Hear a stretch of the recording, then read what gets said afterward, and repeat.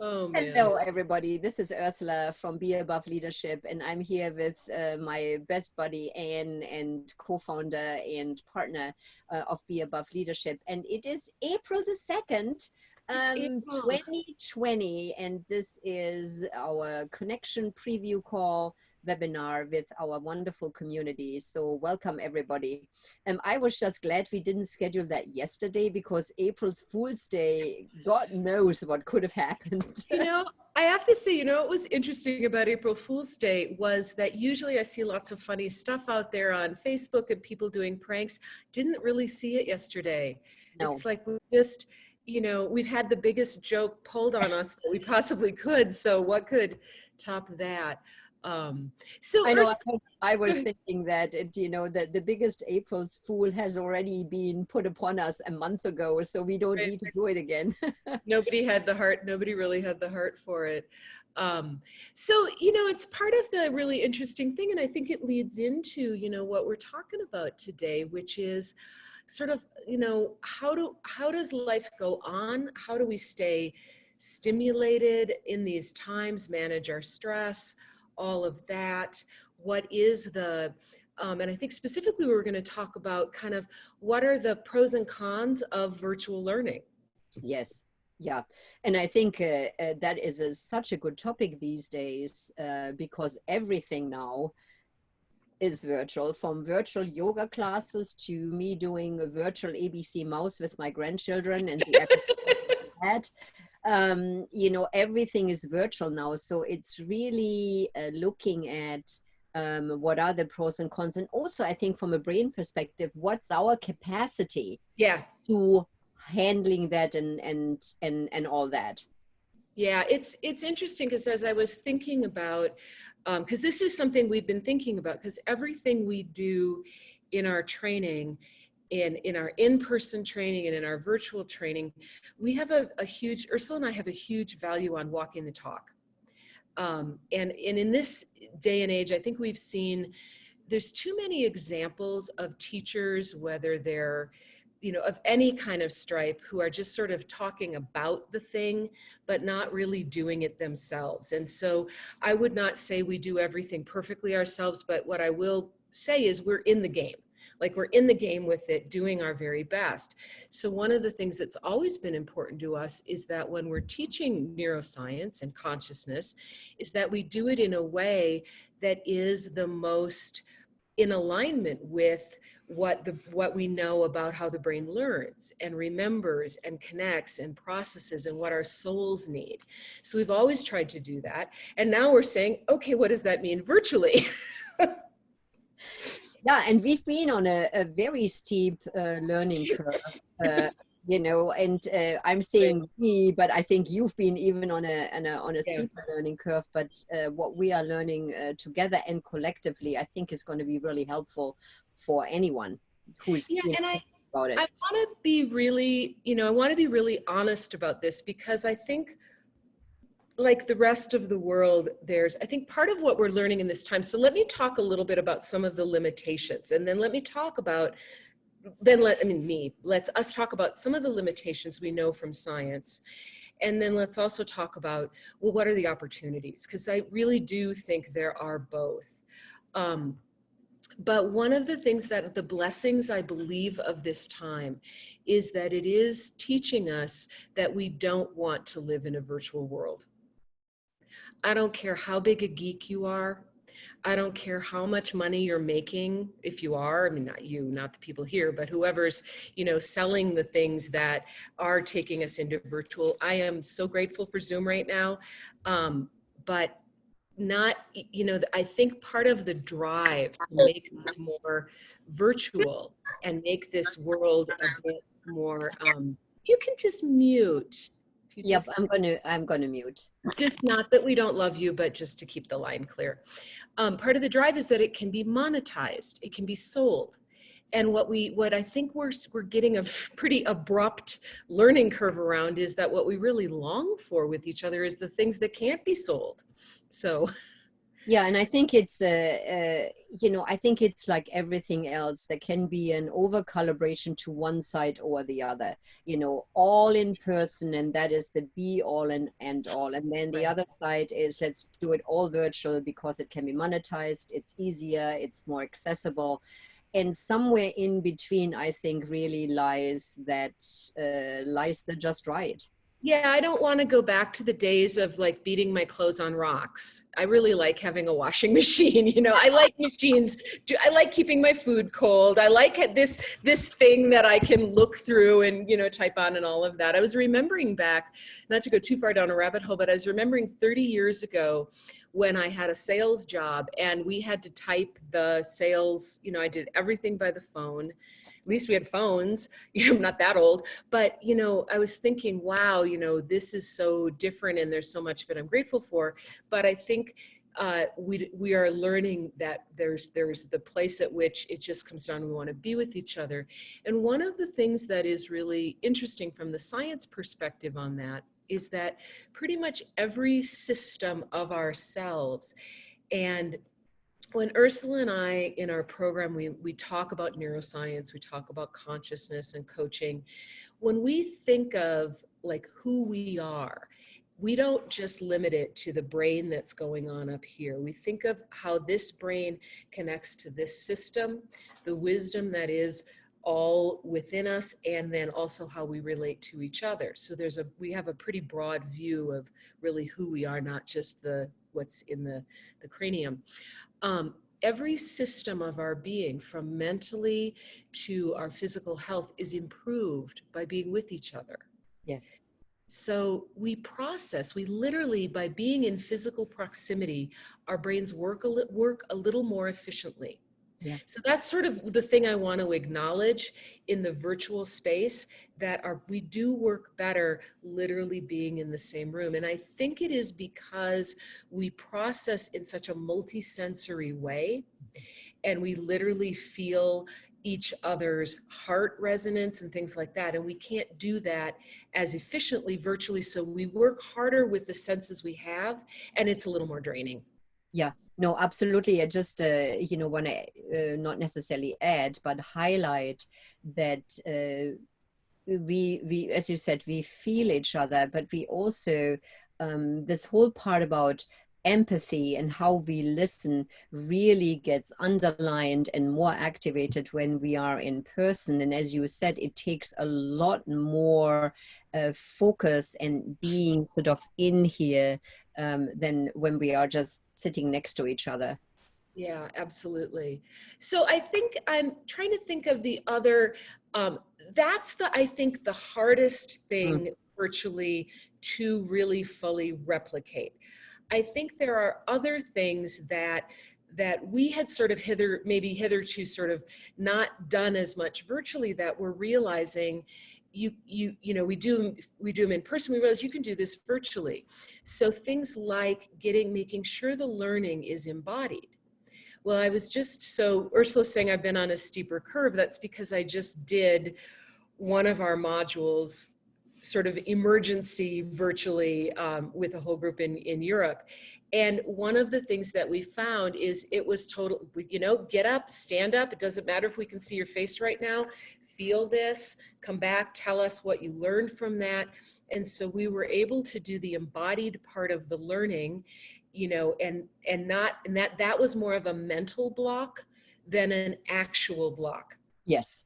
Yeah, I wanted to say that earlier on. I think there's also, I think, some beliefs around being virtual that we can't do Yeah. certain things, but I think that is just a belief and a mental block, and I think we've overcome that, and I think many people are trying different things now, and I think that mental block is really going to disappear, I think.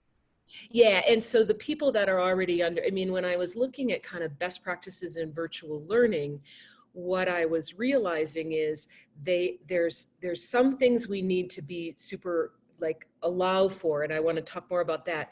But there are other things that are just best practices in learning. It's best Yeah. practice, and we know this from neuroscience. We know that to be as embodied with the learning as possible, to feel it and have it in our bodies is really, really critical. And so there's no reason not to do that when you're in the virtual space, because that is, and to make things multisensory and colorful and tactile, and to use objects and color and drawing and things like that. Absolutely best practice in learning, and there's no reason you can't do it in the virtual space. You just have to set up for it. So, and it was really validating to see, you know, we did this training, this, one of our modules, we basically did it pretty much the way we do it in the classroom, and it worked quite well. Even though sometimes people were doing things where we couldn't see their faces, but it didn't matter because it was about their learning. You know, what I've been pondering is, I think much of this now also leads us to greater creativity. It's like, okay, how can I do this? It's not the way I used to do it, but how can it be done now? And I think for me, being a little bit of a control freak, having it be just right, is really about letting go of that part, that it is not going to be smooth and slick and perfect. It can be messy and disruptive, and people are, you know, going away and you can't see them, and you have to trust them that they're doing what they should be doing. So letting go of all that and having this, knowing that it be just a little bit more messy, you know, that's a mindset shift that, you know, I really learned very quickly as I was doing BEabove. I think there's two other things I want to mention that have been part of my learning curve, and then I would love to hear what questions people have about virtual learning, just in general, you know, even before we talk about our program. You know, I'd love to know, like, either what you've discovered or what questions you have, which you can either type in the chat or come off mute and tell us. But I wanted to say two other things that were really good learnings for me, which some of you may already know. But when we are in the classroom, I have a screen behind me, keep the PowerPoint up the whole time. You know, it's right there, but it fades in, we process it in terms of, we pull it into the foreground, you know, because the instructions are there or some diagram is there. And then we send it into the background when we're connecting as a group and really talking about it. The problem with Zoom that I realized is I have to manage the foreground and the background. Yeah. Because if I keep the slides up, they're always in the foreground. And what that does is disrupt the connection. And there's also a limit with Zoom where if I have the slides up, I can only see some of the group. Whereas if I don't have the slides up, I can go to gallery view and I can see, like right now I'm in gallery view, not everybody's on video, but I can see everybody's name, and I am more emotionally present to everybody. But what I realized is when the slides are dominating, our visual field is so strong, the slides are what I'm emotionally present to. Yeah. So partway through the training, what I learned was to just be a little, again, sort of a little clunky, stop share, come back to the group, and that I have to manage, say, now I want you to look at the slide, pull it into the slide route, and then put it away, which I had never, in shorter times and doing webinars, I had never really realized the cost of that. Yeah, no, I think that was a really cool learning. You know, you took one for the team, so thank you. Did it wrong for 2 days and then figured it out. And I have shared that a client who does a lot of training for a big corporation, and now looking at Zoom and all that, I said, well, one thing that Anne has learned through all that is this whole PowerPoint scenario, and our discussion of saying we can also give the students what they need for this session, not the whole thing, but for this segment, this session, whatever you're doing, you have, here are the slides, so they can actually look at the slides in real time versus having it on the screen. And then they can manage where they draw their focus. Are they going to focus on the slide? Are they going to focus on the humans? And it just occurred to me, Ursula, that there's a couple things going on there. One is we process humans and data in different parts of the brain and in different systems in the brain. And so when the data seems to be, or not, it's not always data, sometimes it's instructions, but it tends to be things that we have on the PowerPoint that are a little more linear. When that is dominating the visual field, it's telling the brain, use this part, which may make it that we're the part where we're connected, where when I'm just processing humans, it's like, which gets a stronger activation. So I think that that's a critical thing. I think that's a really good point, because it's that the part of the brain that really deals with the specifics. Mm-hmm. And really, in learning, what we also want is we want the part of the brain activated that looks at the bigger picture and more of a creative space. Yeah. So I think that's a really good point. Some of that creative learning can be diminished because of that, that focus.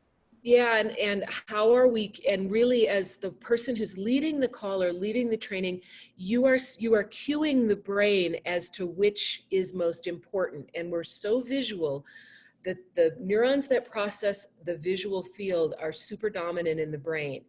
And so when it's, whatever is the biggest visual will cue the brain and where to focus attention. So Yeah. that was a really fascinating learning. The other thing, and I haven't quite figured this one out, so let me just share it. I don't even know if I shared it with you, Ursula. Part of the thing about being on Zoom and having like a Zoom meeting is we're sort of cued to efficiency. That's my hour for the meeting. Whereas, if you come to a training, you come 15 minutes early, maybe, hopefully you do. Some of you don't, but I usually do, because I want to get my good seat and I want to get my coffee. And then I'm saying, oh, Ursula, that's a new, what pretty necklace you're wearing. And what, really, seriously, this is part of the fun. And, on the break, and you're like, do you have any kids? And we're so cued in this virtual environment to use our time well, right? Yep. Yep. And so I haven't quite figured out but one of the fun things in this training that I did, and it was fairly long, because we were just it's not the way we have designed our trainings going forward. It was an emergency situation because we had to cancel at the last minute, like that. So one of the things that was really nice is when we were all people would come on a little bit early, and then we're just hanging out, and we're just, we're doing that kind of hangout at the coffee maker. And I have to, figuring out, maybe it's just as a leader, you build the time in. Yeah. You've got a little extra time. And so, it's just a little more of the chit chat, or you really, really encourage people to come 10 minutes early. We're going to start at 9. Please bring your coffee, come 10 minutes early, because honestly, that is critical. That is critical learning time as well, because it gets the interconnectedness that makes it easier to learn. Well, and one of the things, that we can certainly do is, let's say the class starts at 9, but really in the instructions saying, and the classroom will be open at, 8:45 or Right. 8:50, and, Right. come on in and hang out, because, as you were trying to get on Zoom, Sandra was here just a few minutes early, and I can really see, I know she lives in Calgary, and we had a joke about spring and winter sort of coming briefly and leaving again. That brief interaction is so valuable. So having the classroom open beforehand for that connection time, I think you've got a really, really good point there. Yeah, one of our adjunct faculty who does some of our certification training for us, we have 2 substitute teachers who help us out. Jean Davidson, really brilliant woman, and she was telling me about a quote from one of the people that she'd studied that says, no training or no meeting starts until 2 things happen. I have connected significantly with one other person, and I've gotten my voice into the room. And I think about how, that's often what we do at the coffee maker, is we kind of get that connection. So maybe that's a shift in sort of meeting culture that we need to do. I just, or just encourage people, leave your camera open during the break. You can go on mute, but leave your camera open and come back, and I'm going to be here. I'll wander in and out, and you can grab me just like you would if I was really on a break, and you might say, hey, can I ask a question? And I might say, I really have to go to the bathroom right now, but I'll be back. So No, I really, really like that. I really like that perspective. Even the visual of having Zoom not be the Zoom of what we have made it up to be, but having Zoom be the virtual classroom and just really do it the way we would in the classroom, including, you know, having a break and hanging out and all that. So I really love that. the other thing I did with this class in London is that I gave them each an hour of one-to-one, because I said, you would have gotten that with me. You would have gotten that with me, you know, at the coffee maker or on the break, or maybe we would have had lunch together. And so let's just have this time where you get to, you know, come up to me and say, hey, have you read this book? Or I've been thinking about this, or hold on, you know, what about this or that? So I think that, oops, I'm so sorry. I think that that can be really helpful as well. Yeah. To do that. I am really curious, from the group that's with us today, what have you discovered about virtual learning, or what questions do you have about the brain and virtual that we haven't talked about? Yeah. And you can either chat, or you can unmute yourself. Or unmute. Come and talk to us. We're so curious. Hi, this is Kathleen. Hi, Kathleen. I'm just loving this. This is great. I just have a question about something you had said before. You had talked about we process humans and data in different parts of the brain. And then I didn't quite follow. It says, like, I'm just reading my notes. I was trying to type some notes. So we want the part of the brain activated that looks at the bigger picture and is creative. So is that also the human part, or is that the data part? Oh, so I think that, and I'd have to look a little more into the research, but what I know sort of about the brain is that, because it could be two different things or both, and I'm not sure, but one is that, like, I think it has to do with the task network and the default mode network. And I think when we're really constantly having the PowerPoint in front of us, it tends to cue more of the task network, which is the place where we have more focus. We're paying active attention. We're processing things in kind of a, what do I need to do with this way? And the default mode network is more where we start understanding, what does this mean to me? What meaning am I making out of this? How does this relate to maybe other things that I know or have learned? A lot of the deeper connections are made. So I think that that's part of what is happening there when we are sort of have the PowerPoint in our face all the time, is we're a little too much in the focus network, which is going to disrupt also our ability to kind of, if the more that the task network, to the degree to which it gets activated, the default mode gets deactivated, and vice versa. And the default mode network is more where we're processing other people, how they see things, how we feel about things, past and future. It travels in time. And so I think shutting down the PowerPoint may help those networks be a little more in, like, kind of going like this rather than all like that.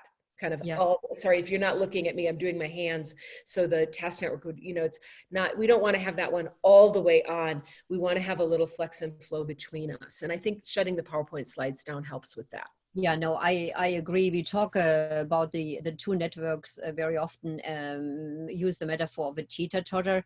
And so that's the visual that Anne is giving you with her hands. So we don't want to have, you know, one side of the teeter-totter down on the earth while the next person is up in the sky, but we just want to have it just a little bit more balanced. But I think I find that this is probably also the reason why it is more exhausting to be on Zoom for long periods of time, because it really does take a lot of focus on, you know, on the task itself, on this external, very, you know, narrow focus, which can really be exhausting. Yeah, for sure. Yeah. Kathleen, did that answer your question? Does that make sense? Yeah, that makes great sense. So then now I have another question. Okay, awesome. So that is like, so if you're switching back and forth between the slides and then turning them off so people can see one another, then what, like, does that take some time for people to switch in their brains, you know, to readjust and go like, okay, we're in a different mode now, you know? So I'm thinking, is it okay if you switch back and forth quickly, or should you really like think about the timing of that? It's a really good question. I would say it would give people whiplash if you did it super quickly. So what seemed to work was more sort of putting up the information, making sure people had a chance to process it, and then shutting it, then, you know, checking in, you know, questions about the slides, sort of keeping there. And then really with the group saying, okay, I'm gonna shut the slide down now. I can put it up again if we have a question, but now let's just really talk about it. So, and then if something comes back up where somebody's saying, hold on, what did you say about that? Then I might go back to the slide, but I wouldn't do it in a really, you know, take a look at this. Okay, let's talk to, you know, like there's and probably a bit more of a smoothness that's needed in terms of that. Yeah, more of a transition, a little bit of a transition, because it's, I think setting it up in this way, so that the students know how it's going to be. So helping the brain also know what the prediction and the expectation is about that, Yeah. I think will also help.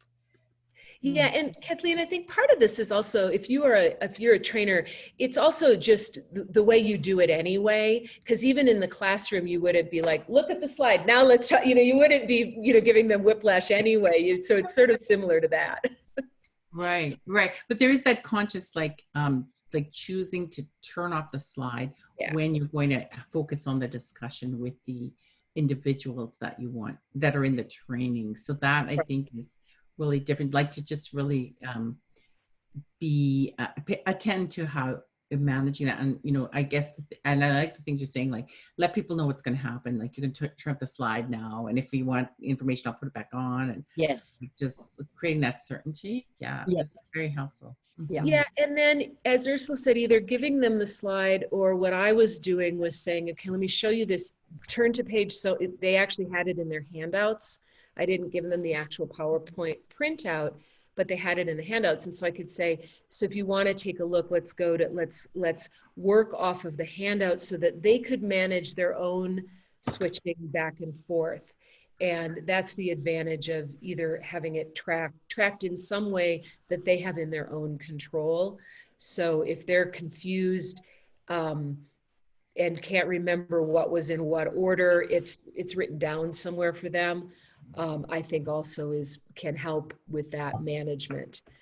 You know, this sort of prompts something for me, which is, I think from what I'm hearing now, and also what we are learning, is also to create a little bit more space in a Zoom training for these extra questions, for these, hold on, I didn't get it, hold on, I didn't see it, to really slow things down a little bit more than maybe we would do, you know, in person.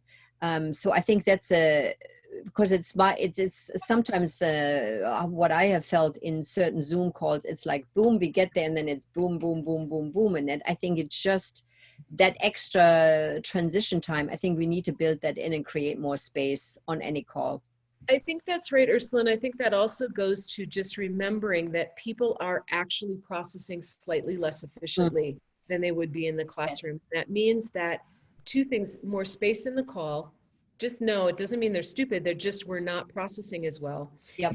And then also, you know, what you can do in the classroom in terms of how much time, you know, people can be in a classroom all day for 8 hours and stay super engaged if you're mixing up the teaching modalities.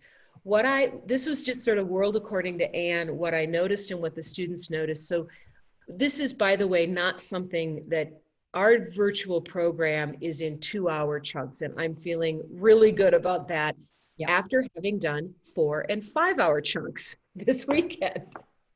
And what I noticed in terms of that kind of, and I think hopefully people are not doing this, because here's what I noticed. Number one, lots of breaks. You know, and best practice in training is generally 90 minutes. And that stayed true on Zoom. 60 to 90 minutes, every 60 to 90 minutes, taking a break, even if it was for 5 minutes, even if it's go get your coffee, whatever. That worked totally well. It mapped onto classroom in terms of energy. As long as I was mixing things up and I wasn't just lecturing, that worked. But what I will tell you is every day, I did 4 days in a row. That was also kind of interesting. It was about the 3-hour mark that I could feel it felt kind of done. And now bless this group, extraordinary times, global pandemic, we all found the extra gear. You know, we all found it, they did. It wasn't that they didn't learn for the last hour, but I could just energetically feel that 3 hours to me, and this was also a small group. So we're not talking 40 people, we're talking, this was 8 of us. So I think that would also depend on how many people, because they were very, very involved. It might be a less amount of time if you've got 40 people. Yes. Right? Yeah. So that to me is, anything over that, you're really pushing the capacity to pay attention and learn. Yeah. And I think the group size also makes a big difference, but it also depends what you want to accomplish with this, you know, with this Zoom classroom. You know, there's different types of training, you know, what's the objective? And, you know, in our case, it really is transformational work and it's very personal. So for us, small group sizes, it's crucial. Yeah, absolutely. What else? I had something else on my mind, and then I sort of lost it.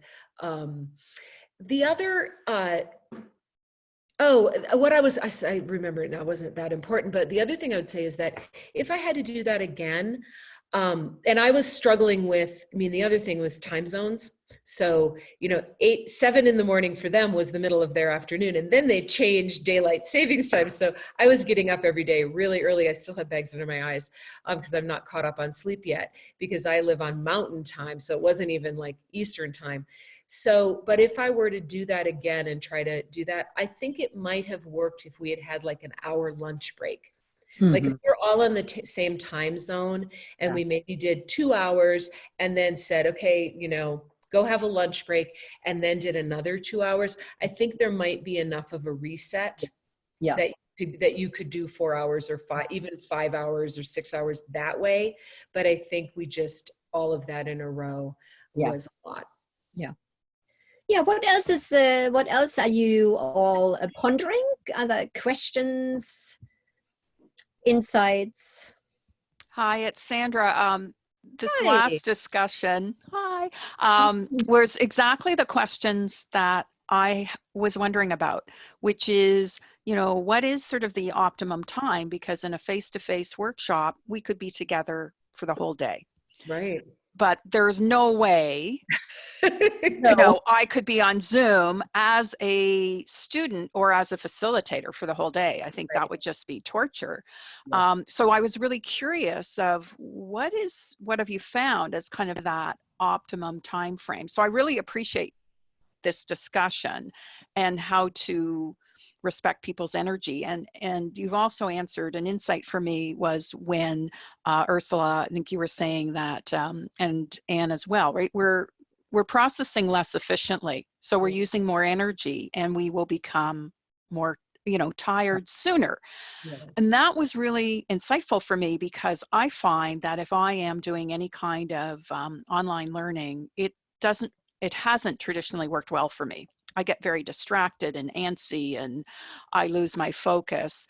And so now, rather than thinking, oh, there's something wrong with me, everybody else is really distracted and on point. Now it's like, okay, no, this is just, you know, natural for how our brain works. So thank you for sharing the information, the practical information about how to structure some of this, and also some of these insights. It's just how our brain functions. Yeah. You know, Sandra, it's one of the things Ursula and I always often talk about that we really, really love about the neuroscience. Sometimes I say it's like we were given this really, really complicated system and nobody gave us a user's guide. And it's not even, I just got a new computer, And it is so simple to set up. I don't even need a user's guide, but our system is not as easy as Windows. It's just not. And so part of what we do in our class is we give you kind of a user's guide to the brain. Yeah, this is a typical response. And so you kind of know if it goes outside of these parameters, that may be a little on the edges of the bell curve. That may be a little less typical. Our work is designed for the neurotypical. We do venture a little bit into either side as we start to understand it, but it's so lovely to me to be able to say, oh, I'm irritable, I'm impatient right now, I can't seem to focus on anything, I can't seem to find my motivation to get anything done, I'm all over the place, I can't complete any tasks. Do you know what that's probably about? It's probably about the impact of the stress of that email I just got, or this, not knowing about our financial future of this time. I am having a neurotypical response. So what I need to do is actually decrease the stress and not increase the self-blame. But I need to go for a walk. I need to call my best friend. I need to meditate. I need to do something to bring my system back online, not stress it further. And that I never knew that. Yeah. I didn't know that I was having I thought that there was something wrong with me. Yeah. That I get bitchy when I'm stressed. I get a little bitchy and kind of, irritable. And now I know, yeah, that's one of the ways the human brain can react under stress. Totally normal. And I think that these days, it being April 2nd, 2020, as we're in the middle of this pandemic, I have always thought that the neuroscience is hugely helpful in my everyday life, but talk about usefulness now. Yes. It's just like, as you said, focus. I mean, I had a day, I think on Monday, I had such a hard time focusing on anything. I had to literally take my brain and my body, force it into it. But I knew what it needed in order to get a little bit more in gear. And I mean, I don't know what I would do without the neuroscience right now. Yeah, I think on a couple of levels. One is it's helping me regulate myself because I kind of have this sense of, okay, that's what might be going on. And therefore, I know how to balance it. If that's what's happening, I know what's needed over here. Somebody wants to say hi. Are you going to say hi? Or are you going to just wander? Hi. Is that Puzzy? Oh, no, it's Roro. Roro, the little one. So, and also then my to really have amazing tools to work with my clients, to work with the people around me and help them understand what's going on and give them a very efficient way of shifting. Coaching in general is so needed at this time. And I'm going to do can I do a little soapbox, Ursula? Yes, please. So one of the things that happens in disaster and tragedy is we don't always know how to process it. And what we want most is to just go be with our people, just go hug and touch. And that's what stress, that's the way we regulate together. And we can't do that right now. I'm really concerned about the long-term effects of this, especially for people who have had some trauma in their lives, because this feeling of not being in control can trigger some of that.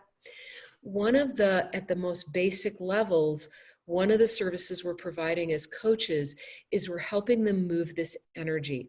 And if we don't move the energy, the grief, the sadness, the anxiety, the fear, the anger, if we don't move that, it's going to live with us. And it's going to mean on the other side, much more difficult times. We're not just going to bounce right back once it's all over. We've got to process it as it's happening. So whatever you're doing as a coach right now, God bless you. God bless you, because it will help people prevent imprinting this time as trauma. And sorry, Ursula. Absolutely. This is actually, this is actually really helpful for me.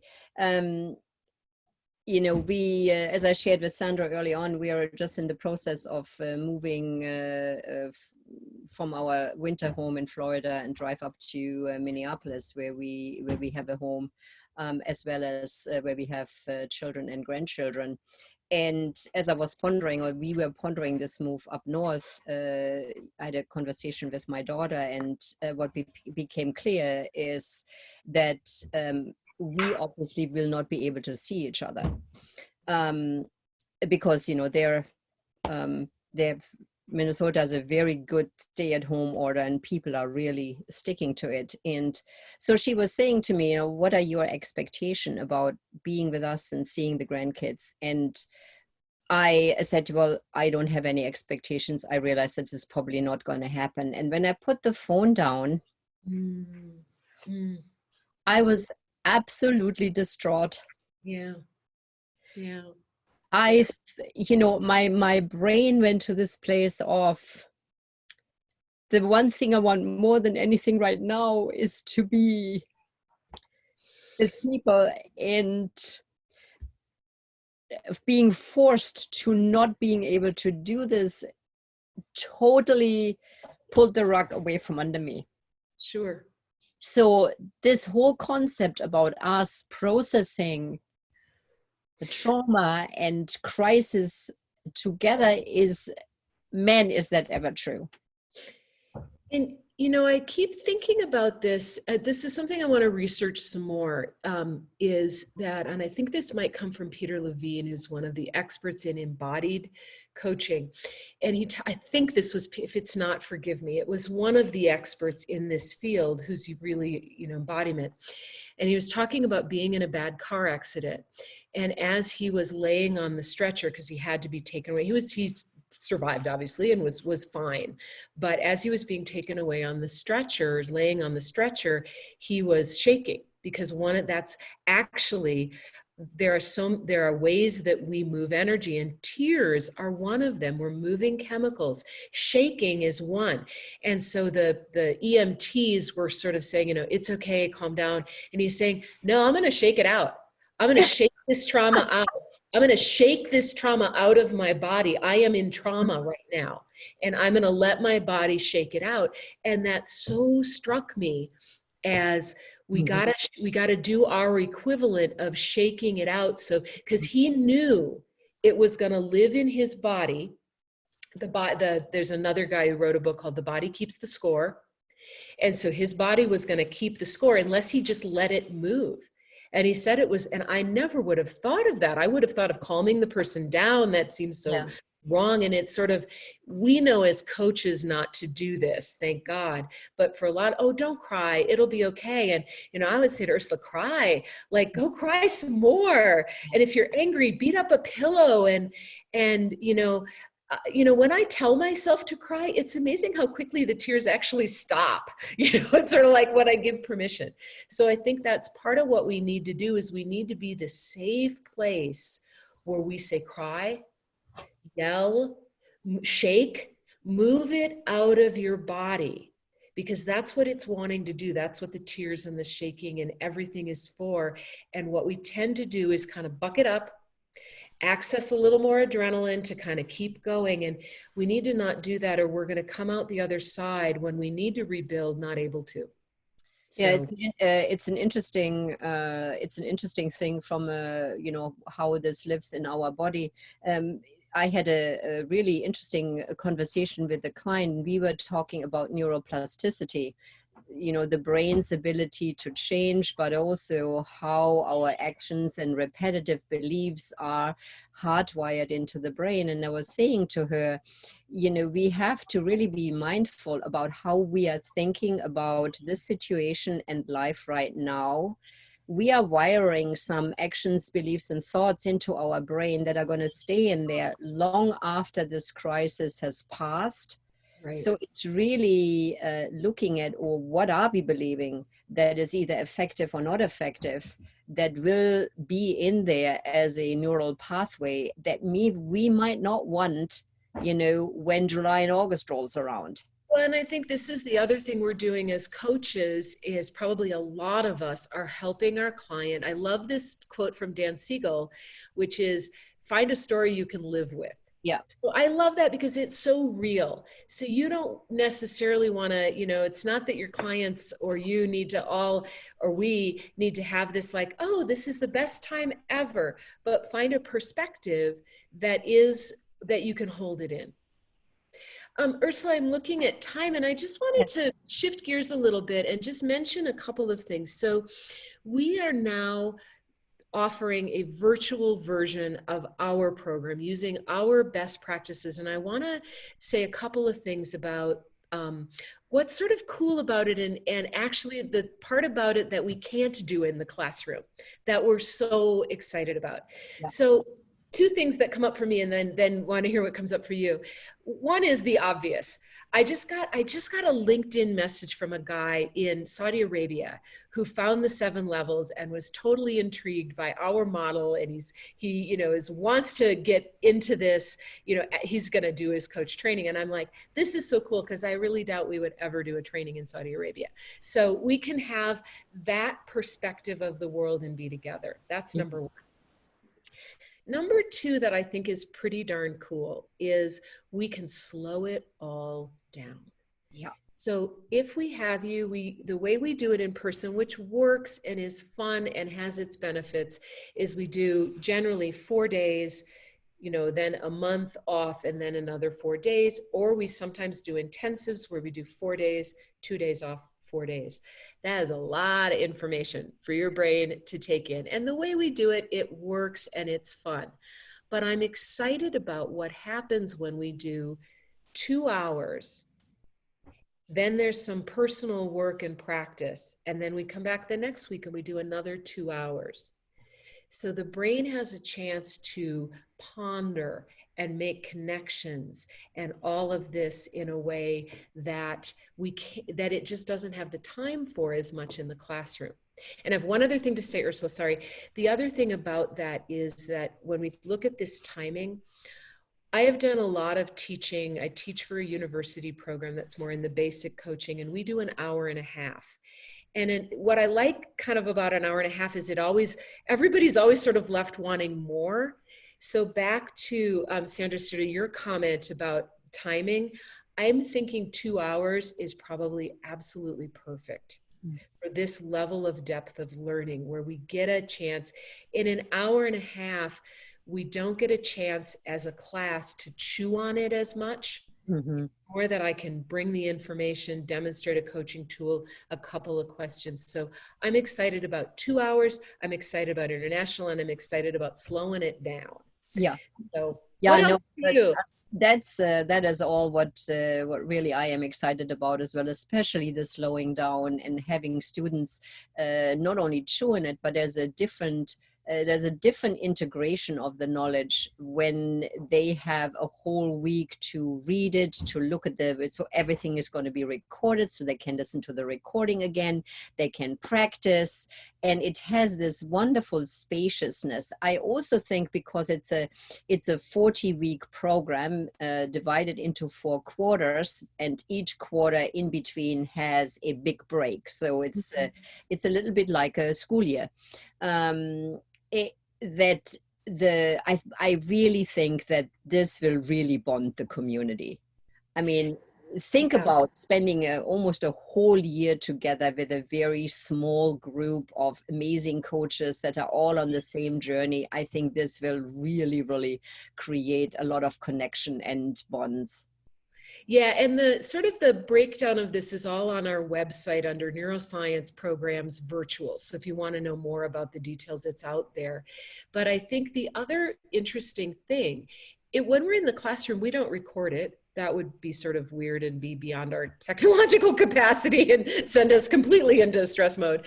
But one of the things they told me in London, and this was even just 4 days in a row, but a number of the students, because they had the whole morning, it was 2 o'clock in the afternoon, it's 8 a.m. for me.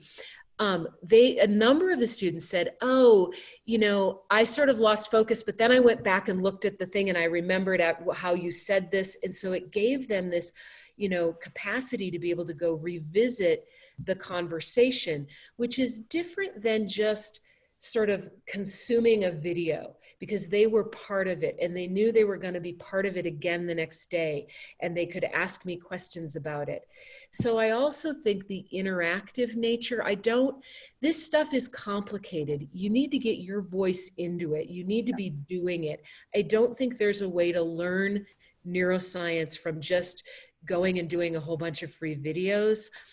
I just don't, I tried that. It didn't work until I got it into my practice as a coach, until I had a chance to ask questions, map it into my reality. So I think that's the other thing I want to say is it's a very interactive program. You are part of it. You're part of the creation.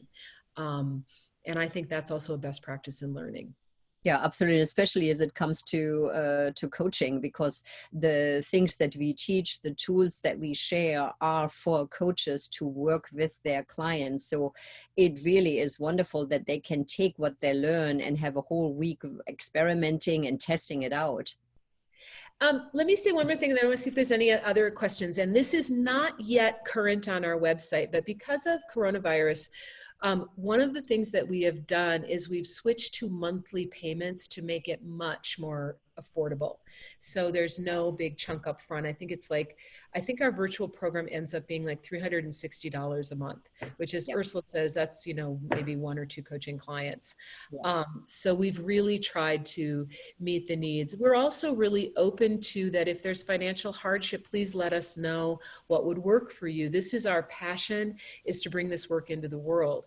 And so we're always negotiable on things. Yeah. So let's see if there's any, because I have a hard stop at top of the hour. Are there questions that you'd like to ask about our program? Thank you, Sandra.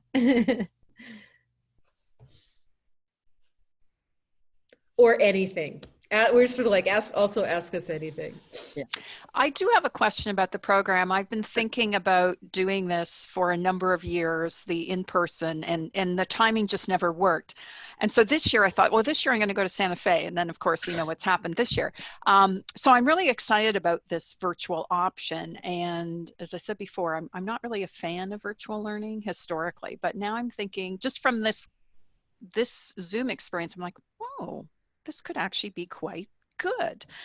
So my question is kind of, what would the ideal participant be, like in terms of experience or what we're bringing to this program to really get the most out of it? That's a really, really, really great question.